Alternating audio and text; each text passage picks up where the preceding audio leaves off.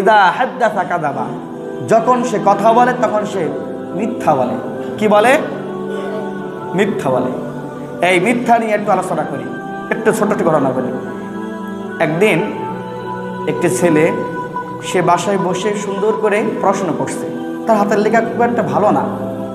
তার বাবা তাকে ডেকে বলে, বাবা দেখি তুমি কি লিখছো? বলছে, বাবা তোমার হাতের লেখা তো খুব বেশি ভালো না, তোমার খাতাটা আমার কাছে দাও। সে সুন্দর করে তার বাবা লিখে দিল যে সদা সত্য কথা বলিবে, সদা সর্বদা সত্য কথা বলিবে, কখনো মিথ্যা বলিবে না। সুন্দর করে বাবা লিখে দিয়েছে কাগজে। কিছুক্ষণ পরে পাওনাদার চলে আসছে। ছেলেটা কিন্তু লিখছে। কিছুক্ষণ পরে পাওনাদার চলে এসে কলিং বেল বাজায়।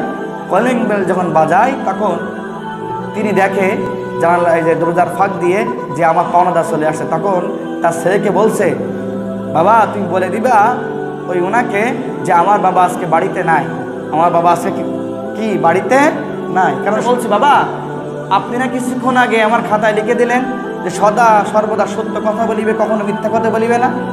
তখন তার বাবা বলছে, বাবা এখন আমাকে এ পর্যায়ে বাঁচাও, তোমার ওই খাতার লেখাটা খাতাই থাক, এখন বাস্তবে বলে তুমি আমাকে মেরো না বাবা, তুমি আমাকে নাজাত দাও। তো এমন সত্যবাদী আমরা আছি, ঠিক কিনা বলুন?